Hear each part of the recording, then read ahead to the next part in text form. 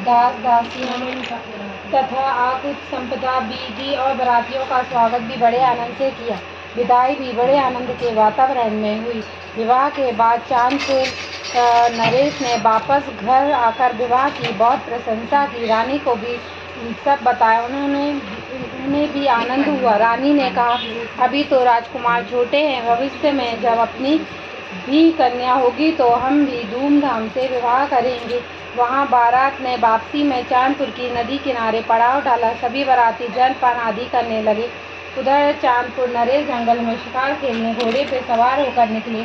अन्यास नदी के किनारे सूरजपुर के राजा की बेटी की बारात देखकर उनका कुशल क्षेम पूछने के लिए समीप आ ही रहे थे कि सुनाई पड़ा, राजा ने सब कुछ तो दिया, पर किस काम का? क्योंकि हाथी घोड़े बांधने के लिए खूंटे नहीं दिए। तभी एक वृद्ध का कड़क स्वर गूंज उठा, इसलिए तो कन्या के हाथ पैर काट कर खूंटे बनाकर बांध दो। ऐसे कठोर शब्द सुनकर राजा बारातियों से नहीं मिले और राजमहल वापस आ गए। उसी समय सूरजपुर के सिपाहियों और कन्या ने भी वे कटु वचन सुने तो उन्हें बड़ा दुख हुआ कि इतना सब कुछ देने के बाद भी उन्हें संतोष नहीं हुआ।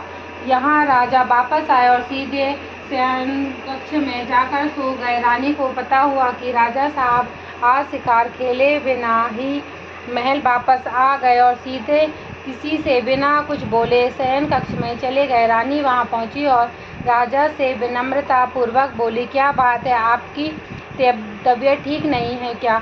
इस पर राजा ने बड़ी गहरी सांस भरकर रानी को सारा हाल सुना दिया। रानी सुनकर स्तंभ रह गई। फिर राजा ने सिपाही बुलाए और बोले, पूरे राज्य में ढिंढोरा पिटवा दिया जाए कि अब से हमारे राज्य में किसी की यहाँ कन्या नहीं होगी और यदि कन्या हो तो उसे मरवा दिया जाए। चांदपुर में राजा के आदेश को सुनकर सभी स्तंभ रह गए, पर राजाज्ञा तो राजाज्ञा ठहरी, सभी को पालन करना जरूरी है। यहाँ धीरे धीरे राजकुमार समझदार हो गए थे। एक दिन रक्षाबंधन का त्योहार था। जिनकी उस घटना के पहले की लड़कियां थी उन्हीं की यहाँ कन्याएं थी, बाकी राज्य में केवल लड़के थे। राजकुमार अपनी माँ के पास गए और बोले, माँ मेरी बहन नहीं है, मुझे राखी बंधवाने के लिए बहन चाहिए। माँ ने बड़े लाड प्यार से अपने राजकुमार को समझाया कि अभी तुम्हारे दोस्त की बहन ससुराल से आएगी, मैं उसी से सबको राखी बंधवा दूंगी। परंतु राजकुमार नहीं माने। उन्होंने हट पकड़ ली, नहीं मुझे अपनी सगी बहन चाहिए। अंत में राजकुमार की जिद के आगे रानी ने राजा का आदेश राजकुमार को कह सुनाया। राजकुमार बोले, अब समझ में आया इस राज्य में किसी के यहाँ लड़कियाँ क्यों नहीं हैं। तभी तो सभी भाइयाँ उदास रहते, पर राजा साहब के डर के कारण कोई नहीं बोलता। राजकुमार ने अपनी माँ से कहा, माँ मेरी एक प्रार्थना है, अब जो भी कन्या होगी वो राजकन्या नहीं राजकुमार की बहन होगी, अतः उसे मेरी आज्ञा से जीवित रखा जाए। रानी ने कहा, अच्छा छोटे राजा साहब, ऐसा ही होगा। अब तो भोजन करिए, बड़े राजा साहब आते ही होंगे। राजकुमार ने भोजन किया और शिकार खेलने चले गए। देवी माता जी का मंदिर देखकर प्रार्थना करने लगे, हे माँ मुझे एक बहन देना। दिन बीतते गए। रानी गर्भवती हुई। उन्होंने एक सुंदर कन्या को जन्म दिया। राजकुमार खुश हो गए। इसी बीच राजा साहब विशेष कार्यवश राज्य के दौरे पर गए हुए थे। राजकुमार अपनी बहन को बहुत चाहते थे। रानी भी राजकुमार को खुश देखकर बड़ी प्रसन्न हुई, पर राजा की आज्ञा का ध्यान आते ही दुखी होकर भगवान से प्रार्थना करने लगी और मन ही मन डरती थी कि कहीं ये बात किसी समय राजा साहब को पता हो गई तो वे कहीं इन दोनों को मृत्यु दंड न दे दे। इसलिए रानी ने राजकुमारी के लिए ऊपर की मंजिल में व्यवस्था कर दी। इसके लिए वहीं पर आया दासी का प्रबंध किया। उसी दासी को समझा दिया कि यदि राजा साहब घर में हो तो उसको वहीं ऊपर के कमरे में बंद रखना। उसी प्रकार समय बीतता गया। एक दिन दोपहर के समय जब राजा भोजन कर रहे थे, कांसे के लोटे गिलास में पानी रखा था। राजकन्या ने जैसे ही झाँका, उसकी परछाई पानी के गिलास में राजा ने देख ली। राजा क्रोध में तमतमाते हुए भोजन से उठ खड़े हो गए। 10 दासियों से कहा, रानी कहाँ है? ऊपर कौन सी कन्या जिसकी छाया मैंने अभी पानी में देखी? रानी को काटो तो खून नहीं। वे अत्यंत डर गई। फिर राजकुमार साहब दहाड़े, बोलती क्यों नहीं? सुन कौन मेहमान कन्या आई है ऊपर? रानी हाथ जोड़कर खड़ी हो गई। उन्होंने डरते हुए राजकुमार की आज्ञा और अनुरोध राजा साहब को कह सुनाए। राजा साहब दहाड़ कर बोले, राजकुमार को हाजिर किया जाए। सिपाही ने आकर कहा, राजकुमार घर पर नहीं है, वे शिकार खेलने गए हैं। राजा साहब ने राजकुमार को देश निकाला के आदेश को लिखवाकर गेट पर टंगवा दिया। राजकुमार आए, उन्होंने राज्य में मातम छाया और देख सिपाहियों से पूछा, क्या बात है? किसी ने भी उत्तर नहीं दिया। उन्होंने जैसे ही महल में प्रवेश किया, गेट पर आदेश देकर वे समझ गए, इसलिए वहीं पर रुककर बिना कुछ कहे, बिना डरे उन्होंने सिपाहियों से कहा, मेरी माँ को बुला दीजिए। माँ को दुखी देख वे ज़्यादा कुछ न बोले और बोले, माँ, जिसके कारण मुझे आदेश निकाला दिया है वो बहन भी मुझे दे दीजिए। माँ ने बहन को लाकर खड़ा कर दिया। माँ की ममता को तो मालूम ही था, यह तो होना ही है। उन्होंने लड्डुओं में कुछ मोहरें बांध दी। उन्होंने भाई बहनों को कष्ट ना हो, कुछ तो यह उनके काम आएंगे, ऐसा सोचकर उन्होंने भाई बहनों को हृदय कंठ से विदा कर दिया। प्रार्थना करने लगी, हे देवी माता, तुम तो सभी जगह मेरी संतान की रक्षा करना, उनको दुख सहने की शक्ति देना। और विलाप करते हुए महल में चली गई। भाई ने बहन को घोड़े पर बिठाया, घोड़े को लगाई और चल दिए। चलते चलते राज्य की सीमा के उस पार जंगल में रात हो गई। भाई बहन रात में वही पेड़ के नीचे घोड़े बांधकर सो गए। दूसरे दिन भाई बहन ने मिलकर एक झोपड़ी बना ली और रहने लगे। दिन में भाई काम पर चला जाता और बेचारी दिन भर झोपड़ी में अकेली रहती। एक दिन वह अपने भाई से बोली, भैया, तुम तो काम पर चले जाते हो, मैं अकेली रह जाती, इसलिए आज गांव के पास का बाजार, वहाँ से चिन्हैया मुनैया ला दो। भाई ने कहा, ठीक है, आपकी बाजार ला दूंगा, अभी मेरे पास धन नहीं है। बहन ने एक मोहर निकाल कर दे दी। भाई ने उसके लिए चिन्हैया मुनैया ला दी। उसके बाद वह उनके साथ खेलती रहती। धीरे धीरे समय कटने लगा। एक दिन वह खेलने में लग गई और चिन्हैया मुनैया को दाना पानी देना भूल गई, जिसके कारण वे छटपटाने लगी। जैसे ही कन्या की नज़र उन पर पड़ी, देखते ही देखते चिन्हैया मुनैया का झटपटाना भी बंद हो गया। वह घबरा गई और रोने लगी। रोने लगी, हमारे माता पिता ने हम लोगों को निकाल दिया। भाई ने इतनी मुश्किल से मेरे लिए चिन्हैया मुनैया लाई थी, वह क्या सोचेगा? मेरी बहन इनकी देखभाल भी नहीं कर सकी। इस प्रकार सोच कर वह जोर जोर से रोने लगा। उनकी करुण पुकार सुन औसान देवी माता जी को सुनाई दी, जो उस समय वन विहार के लिए निकली थी। माता बुढ़िया का रूप बनाकर उसके पास पहुंची और बोली, बेटी, क्यों रो रही है?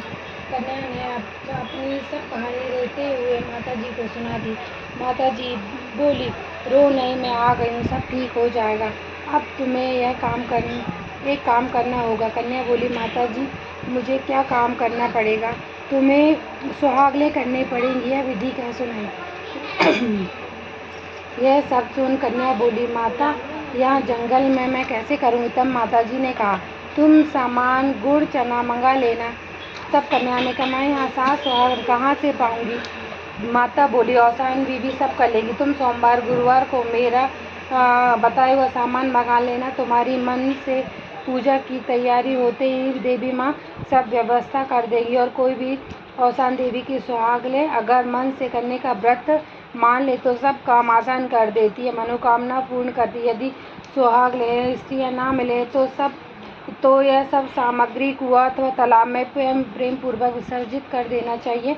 मैं ऐसा ही करूँगी। कन्या के ऐसा कहते हुए अलोप हो गई। कन्या ने औसान बीबी की मनोती ही की थी कि कन्या की नज़र चिन्हैया मुनैया पर पड़ी। वे चहचहाने लगी और कन्या भी खुश होकर नाचने लगी।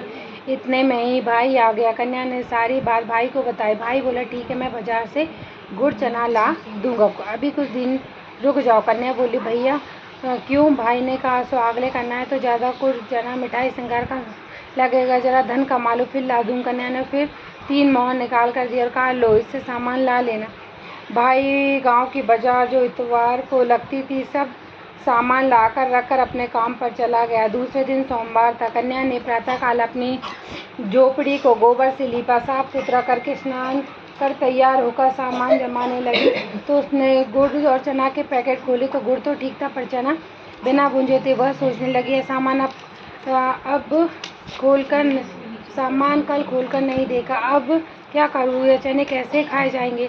चिन्हैया मुनैया ने बाहर दौड़ लगा दी। कन्या समझ गई कि अब भाई घर पर नहीं है, बाहर ही किसी को खोजना चाहिए, तो जल्दी से इन चनों को दोपहर से पहले भुंजवा ला दे। वह चने टोकरी में लेकर बाहर खड़ी हो गई, किसी के आने की राह देख रही। इतने में वहाँ से एक बारात गुजरी। उसने आवाज़ लगाई, मेरे बाजार से चना भुंजवा दो। बाराती हंसने लगे। यह जंगल में कौन कन्या है, जब तक हम इसके चने भुंजवाने जाएंगे हमारी बारात आगे निकल जाएगी। रहने दो, ऐसा कहकर वे आगे चले गए। थोड़ी देर बाद वहीं से मुर्दा वाले निकले। कन्या ने उन्हें बताया कि औसान बीबी की सुहागले कन्या है, मेरे चने भुजवा दो। उन्होंने कहा, हम अशुद्ध हैं।